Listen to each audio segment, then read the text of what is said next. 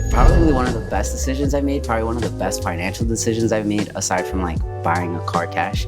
I think I see a lot of people drowning in like car payments, but aside from like buying my car, I have to say buying my multi-unit was probably like the next best financial decision I've made in my life. I wanted to be a pharmacist, Breaking Bad. and then I realized it's like, well, why was I looking to be a pharmacist? And the only reason why is because they get paid a lot.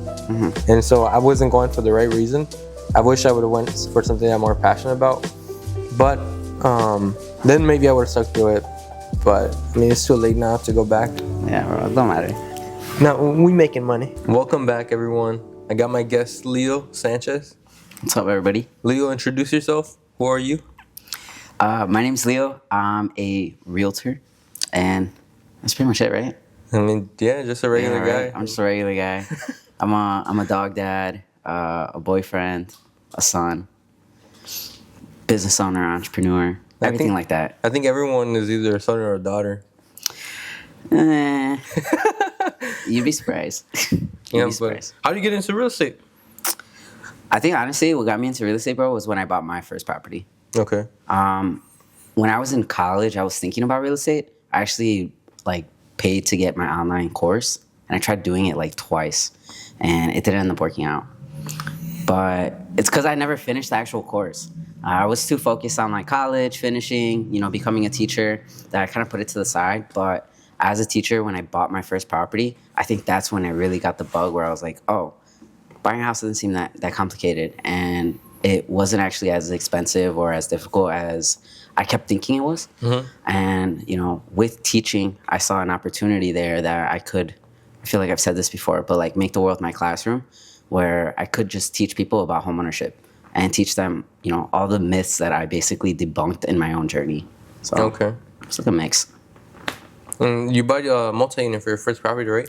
I did. I love it. Probably one of the best decisions I made, probably one of the best financial decisions I've made, aside from like buying a car cash.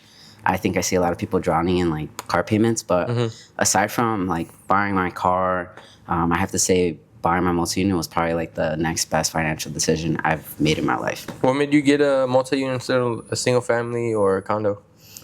I actually never thought about a single family. I always thought single family, bro, would be like, when I'm like retired, I got a family.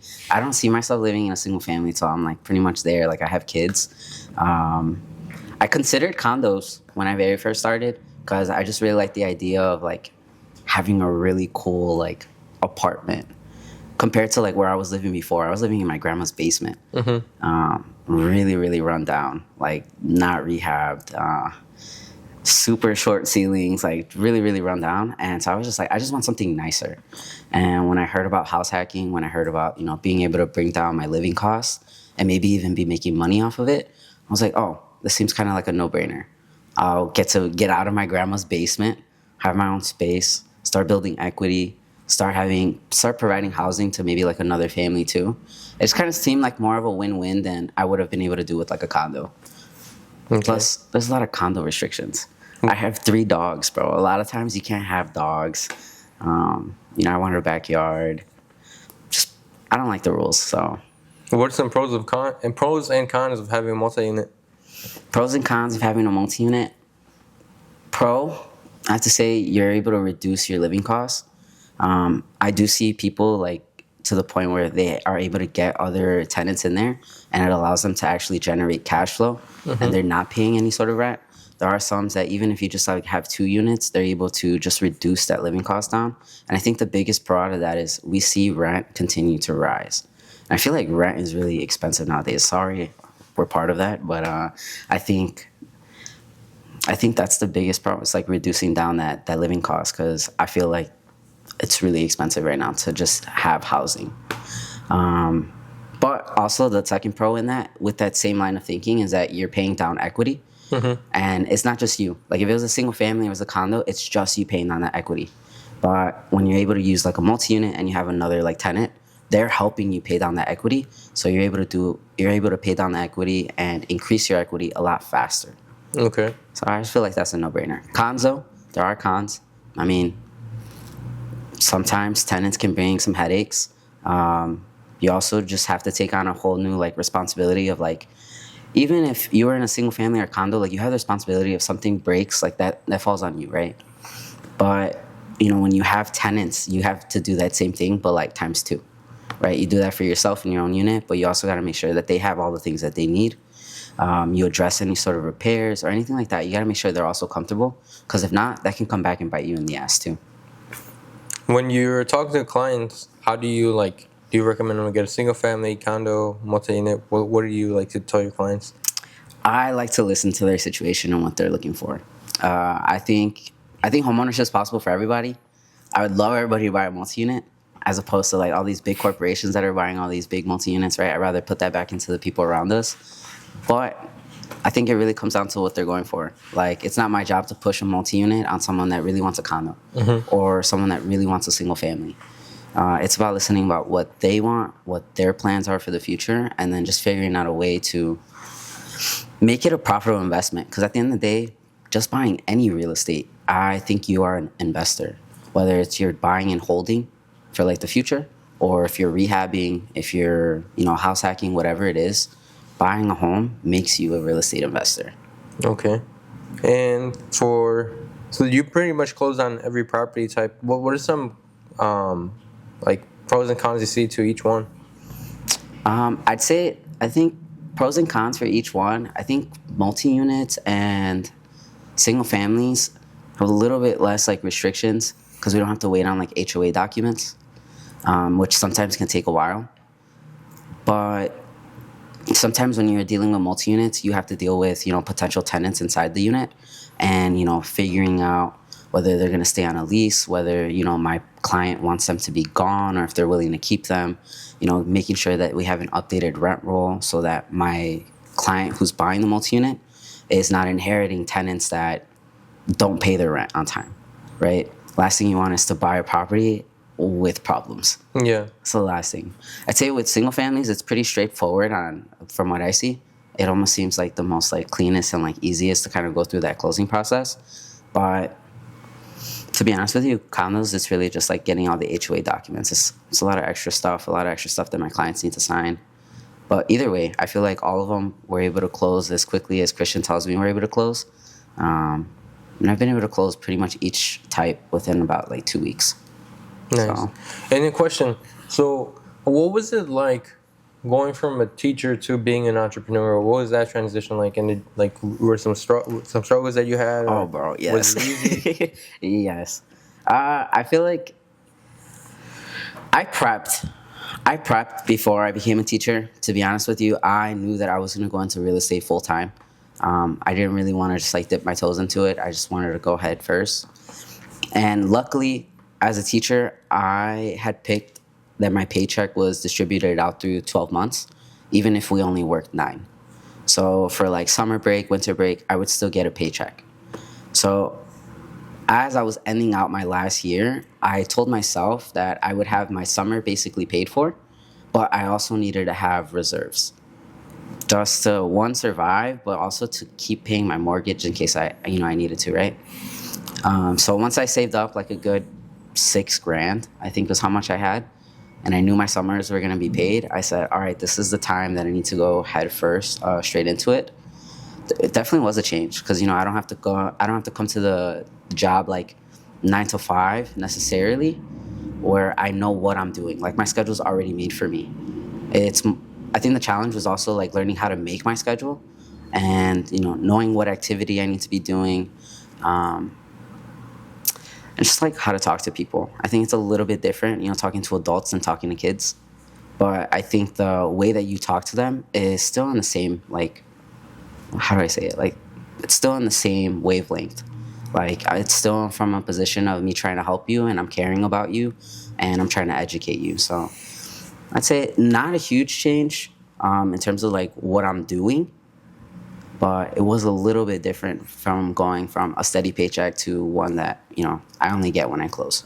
And I feel like you've been closing pretty consistently since you started. I think so, since you April. got your first one. Yeah, since last April. What would you say is like a key to that? Like, how did you, in my opinion, like hit the ground running? Well, thank you for saying I hit the ground running. I feel like I had a kind of like a rocky start, and not like rocky in like I messed something up, but it took me a while to get to my first closing. I think it took me like 6 months to get to my first one. But it took me about 8 months till I first saw my first paycheck. So I think that was the tough part, bro. It was getting that far. I think that was the hardest part. But the only way that I've been able to keep it up is just prospecting. It's just constantly putting activity out there, constantly showing people that I do real estate, posting every day or as much as I possibly can, getting in front of people, talking to them. The face-to-faces are important. The break breads are important. Just being a personable person. I think a big part of that whole year was just putting my face back out there. Because for like a good 6 months, I was just so like headfirst into this that I like stopped talking to people. I was just like, I'm just so busy on a website. How do I put a buyer's consultation together? How do I learn these contracts? Like, how do I run an open house? I was so busy in that I feel like I neglected my circle. So once I started putting back time into my circle, putting my face out there, networking, then people started talking to me a lot more about real estate, talking to me a lot more about their goals and their dreams and their hopes of real estate. And I was just able to turn those conversations into appointments. Yeah.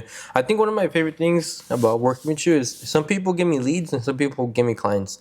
And what I mean by that is some people will give me like a name and a number and they haven't really like, built a connection with the realtor or really know much about the real estate process. Whereas I feel like when you send me a client, they're ready to go. They trust me, they trust you. What is your process from someone expressing interest in real estate to like the closing table? Like how do you run your business? I think I always like really look at like who I am, like who I'm talking to. But most of the time, like the people that we've been able to close so far, right? They've known me from somewhere, whether it was a job, they met me through, like they saw me through social media, or we went to school together, right? They have some sort of like they know of me, and I know they're seeing me on social media. My first thing I always do is I need to talk to them. Whether it's we went to go get coffee, whether it's we went to go get a drink, or we had lunch, or we just did a quick 15-minute phone call. But I need to talk to them. And I need to see like where their headspace is at. I think when I first started, I think I did send you a lot of leads, and I kind of felt bad because I was like, none of these seem like they're transpiring, and like I don't want to be wasting your time either, right? I know you're busy, so it's like I feel like I needed to actually have a better idea of where they're at and whether they're worth your time at this point, or if I just need to keep doing my job and following up. So once I get on that phone call with them, once I'm like talking to them, I'm seeing where their goals are. I'm seeing roughly like where they're at in terms of how much they saved up, where their credit's looking at, how income taxes are looking, and then just overall long-term goals with real estate. Once I have a good general picture of that, and if I feel like they're ready for Christian, that's when I usually put them in contact with you. If not, they're in my CRM and I'm following up with them until we do get to that point where I gotta pass them off. Okay. What do you think is like your biggest like success story as far as a client? Biggest success story as far as a client. I feel like I find like a little bit of success and like something like an accomplishment in each one that I've closed so far. So they've been a little different. But I gotta say, probably my biggest accomplishment thus far. Damn, it's hard. That's a hard-hitting question. It's a hard one. It's a hard one. It's because I think about it so differently. Like each time, like I think about the Ron family, and that I'm really happy that we were able to find a house for like that family. And for me, the fact that they're a Spanish-speaking family and I'm low-key a no sabo kid, like that meant a lot to me. And like I saw a lot of my grandparents in them, and I feel like that one kind of hit my heart a bit. Whereas like I feel like this is why I love real estate, Yeah. But I also like there's some accomplishments where like I've been able to find clients their dream home within the very first showing. And we're able to close them like as quickly as we close them. Like I think that's an accomplishment on like my side, but if I'm thinking about like the impact I'm putting back into the world, definitely like the Ron family I think is one of my favorite ones that we've done. So that being said, being a no sabo kid, how do you deal with that, like not knowing Spanish but having to get families in Spanish? It's not necessarily that I don't know Spanish, bro. It's like I'm good. I'm like I can say what I gotta say, and most of the time like they understand me. when it comes to understanding Spanish, I understand it 100%. But when it comes to speaking it, I think I just get in my brain. I just get too stuck in my brain over like the el y la and like the por and the para. But like aside from that, like I know the words that I'm trying to say, and they see me trying. I don't know if it's that I'm suited and they see me trying, but they see me trying, and they're just happy that I'm willing to help. They're happy that I'm willing to talk to them. And I always tell them from the start, like, I just want you to know, like, my Spanish is not perfect, but I'm trying. And luckily for us, all negotiations with real estate happen in English. And as soon as I say that, they laugh. Because they know at the end of the day, I'm going to understand them. I'm going to want the best for them. But when it comes to my actual job, I'm going to fucking excel at it. So, I don't know. It feels better to help families that, primarily speak Spanish, because I know a lot of the contracts are in English. And I've seen a lot of situations where like families that primarily speak Spanish have been kind of screwed over or like scammed over like money through contracts and things like that. Yeah. And for me to know that my heart's in the right place and that I'm trying to help them, I think they get that. I think they get that feeling from me that I really do want to help them. So they let it pass. And they give me grace. Would you say you have a niche? I would say so far my niche seems to be first-time homebuyers, which I'm not shy about. I love that, actually. I think a lot of the people in my circle, like, this is the time that they are buying their first house and thinking about making their first move. And actually, I do like the process to it. I feel like there's a lot more teaching that goes involved in, like, the first-time homebuyers. And I feel like I've gotten over all the like frustrations that most people deal with when they deal with first-time homebuyers. But I feel like it's because I've already addressed those things and those potential hiccups that might come in the buyer's consultation. So I've kind of learned to overcome all those hurdles that most people have with them. And I'm also extremely patient. So I think that really helps with them too. Okay. And for your first-time buyers, what's some advice you would get to get ready? Start saving money. I think that's key. Whether you're doing a single family or a multi-unit or a condo, whatever type of property, start saving up money. Especially if it's going to be your first time buying a home. I don't know if you've paid your own utilities before. I don't know if you've ever had to fix a broken water heater. I don't know, right? But I'd start saving money because, buying your first home, it might be a new adjustment for you. There might be new costs. You might have something break that you need to fix. So I always recommend having a bit more reserves on hand. And even more so if you're trying to buy a multi-unit. Definitely should have some money in case you can't find a tenant.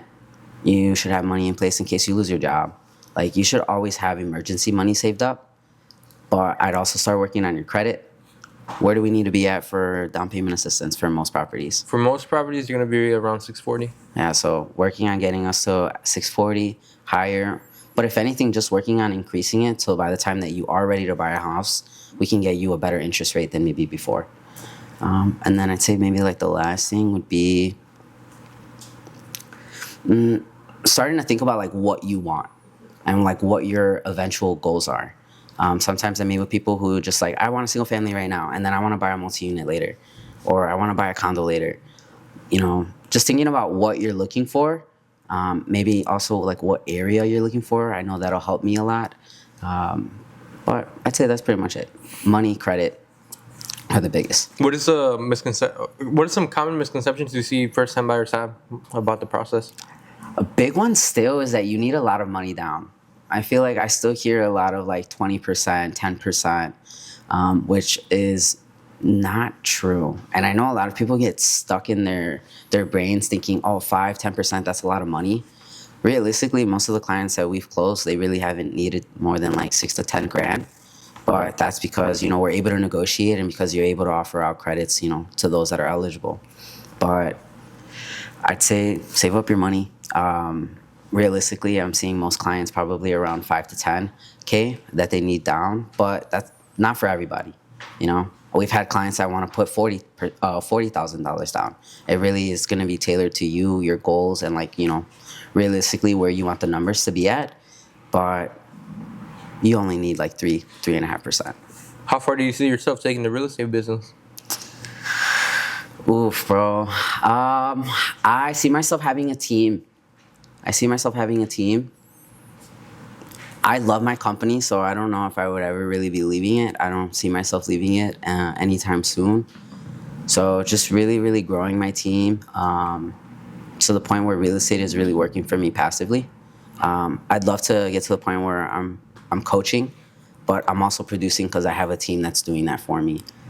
So really just about growing and just I don't ever want to stop learning. I think that's a big part of it. So I don't know necessarily how big I want it to grow. I think we'll take it piece by piece. Do you see yourself doing real estate your whole life, or do you think? I see myself in the real estate world for the rest of my life. But not a real estate agent? I don't know. I have no idea. You know, actually. I hear that so much with agents. Like, they at some point, they just want to become investors. I would love to just become an investor. I would love it.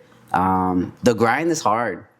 I think that's what it is. The grind is really hard, but I know that the more that I grow, it's going to be more necessarily like,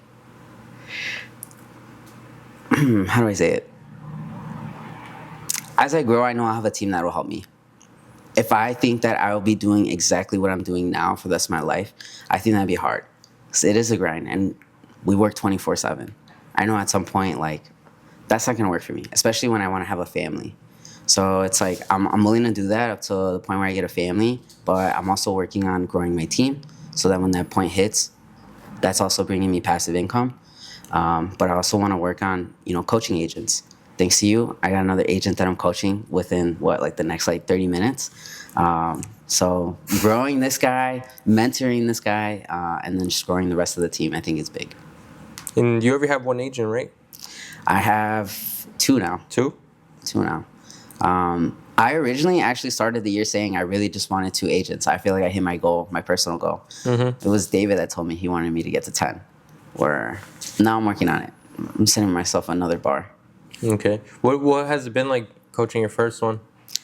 It's been so awesome. I really love coaching Eric. We had such a good call this past weekend. So every week we do a mastermind. And I tailored it to a time that would work for him, and it was 8 a.m. on Sunday mornings, which has been tough because I do a lot of networking Saturday nights. 7:30 a.m. on a Tuesday is tough. Yeah, tell me about it. Tell me about it. Thank you, Leo. But I've been actually really enjoying our masterminds because, one, I see him growing, and I feel like I'm growing just as much through teaching him. And I see it a lot in like my confidence, but I also see it a lot in like when I'm putting together like training presentations for him, or I'm putting together, how to do a buyer's consult. It really like forces me to go into the step by step of how I make my process and what my system looks like so that I can teach it to him. So I feel like I'm learning through teaching, but I also see that he's really, really learning, and I feel like he is doing things and has a better mindset than where I was when I was like that far into the business. So I want to see him start closing. I can't wait to, also be doing the same thing with Lewis. It's just adding professionalism and systems into what they're doing because they all have great ideas, and I know they can open a door. I know they can show a house, right? But like being able to like show them how to talk to people, how to walk through the contracts, how to run an event, or how to run a listing presentation, how to cold call, if anything. Just kind of like helping them, I feel like is also really, really, really helping me. So I'm going to keep doing it. So 10 agents by the end of this year? That's less than one a month. You could do it. I think I could do it. How many people are you trying to bring on to your team? Because I know that's one of your goals. I just want one at the moment, just to do the stuff that could save me some time, like running numbers. I think sometimes taking the application for me, stuff like that, so then I can focus on bringing more business in. I think just me right now. Well, the thing is, I think it's a little bit different because the person that I would be bringing on I would be salaried. Like it's not like I'm pretty sure you don't have Eric on a salary. No, but I am. I am throwing that out there. I would like someone on a salary. So I think it's a little bit different where like I'm not just coaching someone, but I'm hiring them, and so I think that's just something that I find a little bit intimidating, but I definitely want to do it. I think I would want someone I wouldn't want them to be an assistant forever. I would love to see them grow and, outgrow the position, and start their own career. I think that would be awesome. And I think one of my biggest goals is to teach someone the business just the way I was taught, and be the mentor I wish I had in the very, very beginning when I started real estate. As an agent, I feel like, it's not that I didn't have mentorship, but I don't think I got the mentorship that I needed or wanted. So I would want to be there for someone the way that I think someone should have been there for me. And nobody wakes up and thinks, "Oh, I want to make sure Leo succeeds," but I want to get an employee and just think that mindset of them as like, "Hey, I got to make sure this person succeeds," not just thinking about me. Bro, 100%. That's exactly how I see it too. I feel like I had good mentors. So I think that's what sets the bar up for me, is that I want to be better, and I want to, like, what were the things that maybe I still needed, even though, I feel like they gave me a lot. And, like, what are the things that I could do to be a better mentor to, like, my next agents? For you, when you're looking for somebody, what are some of those key things that you're looking for in somebody? I think I would want someone that isn't afraid of rejection, isn't afraid of failure, isn't afraid to be in uncomfortable situations. I would want someone with the growth mindset. I don't care about their education or how long they've been in the business. I think their character is the biggest thing I would look at, and rather than anything. That and intelligence. I think, someone who has raw, like, intelligence, but someone who's educated, I think for me is a little bit better, because I think that sometimes people give you perspective that you didn't think of. Like, for example, I think I'm doing a lot of things that lenders that have been in the business for a while aren't doing. And I think that's why I've been able to grow pretty quick. In the last 6 months, I've done over 40 loans. So I think part of that is just my one. I don't care to put myself out there. I don't care to fail, and I'm creative. I'm doing stuff like this, whereas some competitors aren't doing that. So I just would want someone who's intelligent and has a lot of character and will to push a business forward. That's what I would want. Hell yeah, bro. Hell yeah. Yeah. Like, you gotta clip that part just for your hiring video. And, like, every time someone comes into to the interview, you gotta show them this video, and you be like, "All right, did this resonate with you?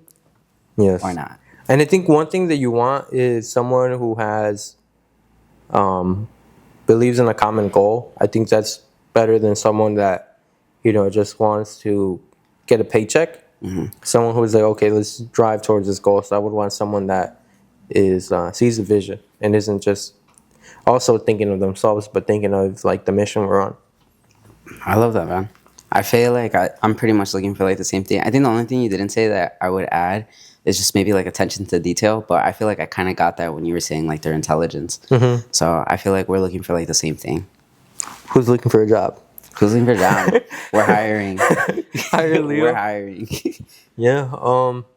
What was it like being a teacher? It was a lot of fun. I was always the favorite teacher. I was not a teacher that gave homework unless they were in, like, AP Gov. I pretty much, like, I'd go up, I'd give my lecture for like 10 to 15 minutes, and I'd have them work.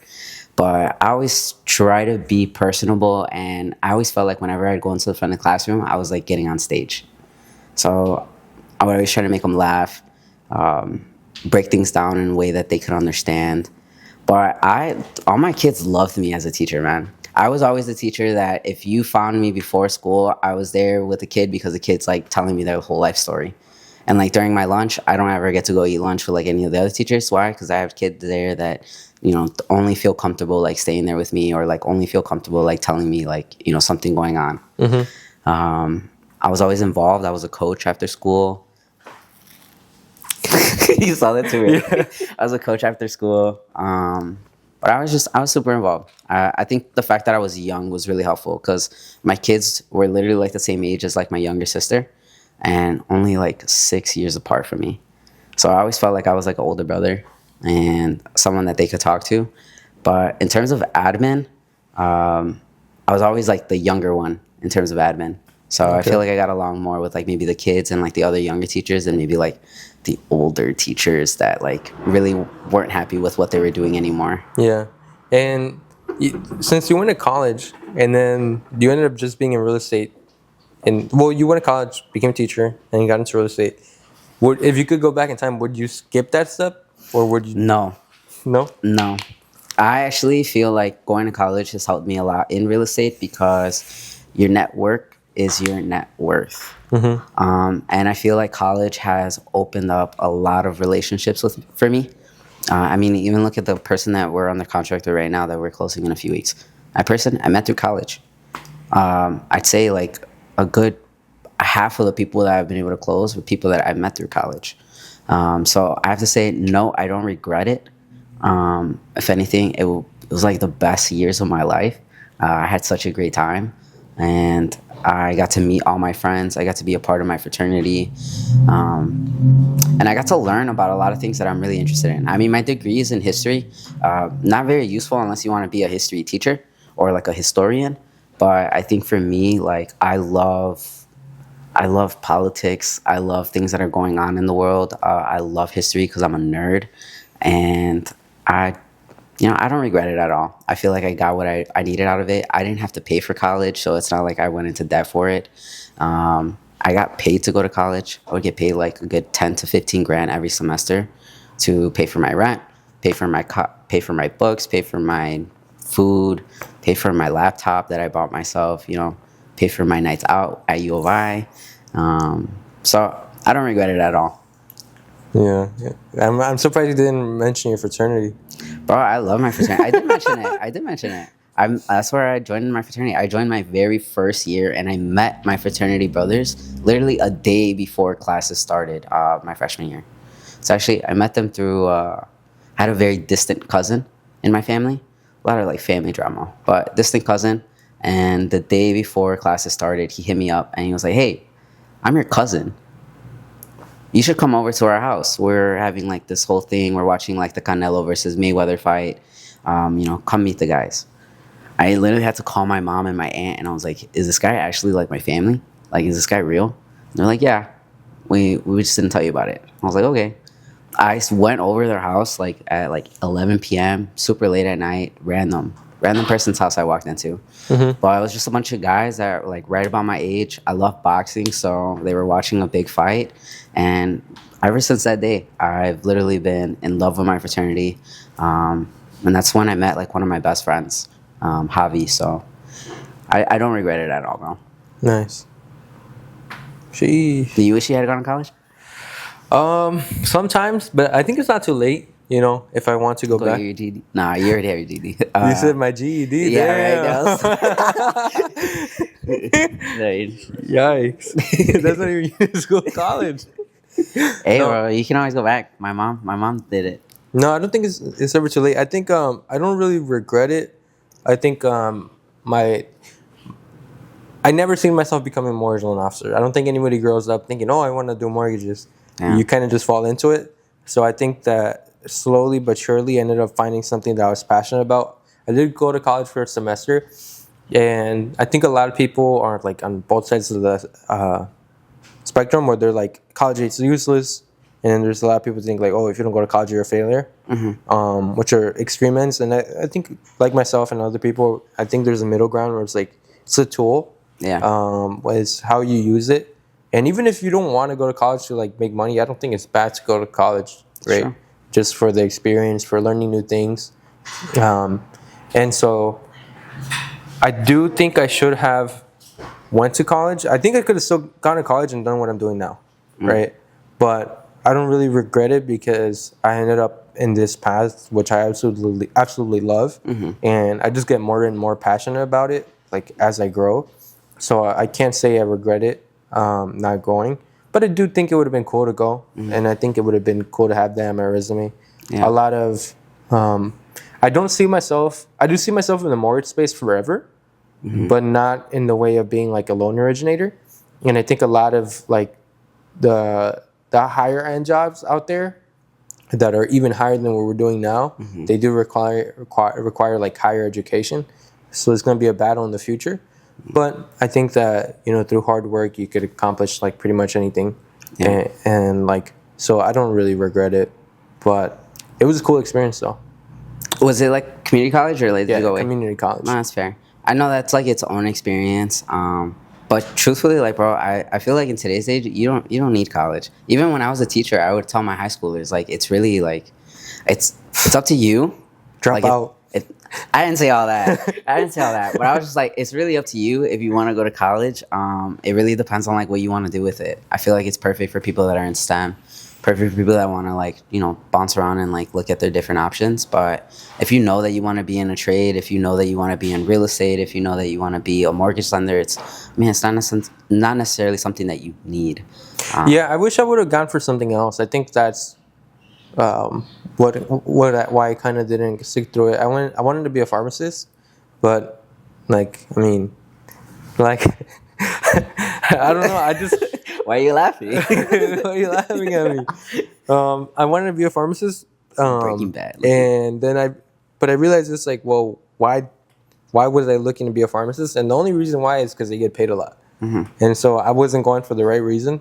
I wish I would have went for something I'm more passionate about. But then maybe I would have stuck through it. But I mean, it's too late now to go back. Yeah, bro, it don't matter. No, we making money. It doesn't Yeah, matter. we're all right out here. We made it. I mean, what's crazy to me is I'm making more money in real estate now than I was as a teacher, and Yeah. that's exactly what my degree was for. Obviously, that wasn't off the start, but like this past year, I was able to kind of break that, and I mean, I don't regret it. I don't regret it, but I do think my degree has been part of it because I mean, half of the people that we did close, I met them in college, and I don't know, I can't guarantee that I would have met them otherwise. Yeah, I filed my taxes last week, and it was cool seeing my W-2s and like realizing it was my first year making six figures. There you go. So like, you don't need. You don't need it. You don't need You it. ever tell your parents? Are they proud of you? I didn't tell them, but they know though. You know, I still have a high school checkings account. a high school check. But I finally closed mine down literally like this past year too. So don't feel I bad. still have it in like, but I have most of my money in like in a different account, so they don't really know how much I have, but they see the deposits, and so they It's know. like, damn, they're gonna start charging you rent. Well, they tell me all the time like, hey, like you should buy this or you should do that. Don't let them And see I- this video. They're gonna start house hacking on you, bro. My mom watches all my videos. She does. She watches all my content, swipes up on all my stories. She a real one. She's a real one. That's my mom. My mom be commenting on all my shit, and she'll like it on Facebook and Instagram. Yes. And she'll tell me, she's like, I always like it on Facebook because no one ever likes your stuff, and I want to make sure you get a like. I was like, Damn. You're right. Bogus. I'm not popping Hey, as Mom, much on stop Facebook. it. You gotta meet my mom. I think you'd love her. I mean, it was cool that you invited me over to your house. I think that was my mom's funny, bro. She'll roast you. Why? She'll roast you. My mom will say, my I'll mom roast will her call back. it as, yeah, good luck. Good luck. You'll end up crying. You'll end up crying. Damn. Mama Leo. That's my BFF. That's your BFF? That's my BFF. Quick shout out to my mom. Yes. Do you gotta go soon or no? Bro, I stopped looking at the time. I feel bad. I do. All right, man. Yeah. Well, this one's gonna be a short one. What's it been like 40 minutes? 30? 45 minutes? Bad. It was getting good. It was getting more natural. But unfortunately this guy's too busy for us. I'm sorry, guys. So we'll have to call it. If you ever want to buy a house, let me know. Or sell one. Follow him on Instagram, Facebook, everything. Like his posts so his mom won't have to. Yeah, like my post on Facebook, please, so my mom can stop feeling bad for me. Thank you. And hit us up. We're the dream team. We've closed like what? Almost a dozen deals together? Yeah, pretty much. Yes, sir. And Yeah. every one of them have been happy. Happy, smooth. Every time that I close with Christian's my preferred lender. I'll say that openly. Christian's my preferred lender. I say it to everybody. He usually beats out rates that I'm seeing from other companies. Not necessarily that he has to, but like they just do. Like they just have better rates. They close in a competitive amount of time. So when my clients are looking to maybe lowball an offer or they're in a multiple offer situation, the fact that we're able to close faster really, really, really helps our situation in winning the house. And your communication's top tier. And we got grants. And we got grants. Bro. Free money everywhere. So hit us up. Just pay for their down payment, bro. Shit. Well, me and 0%? Leo split it 50-50. You're closing. Ah, relax.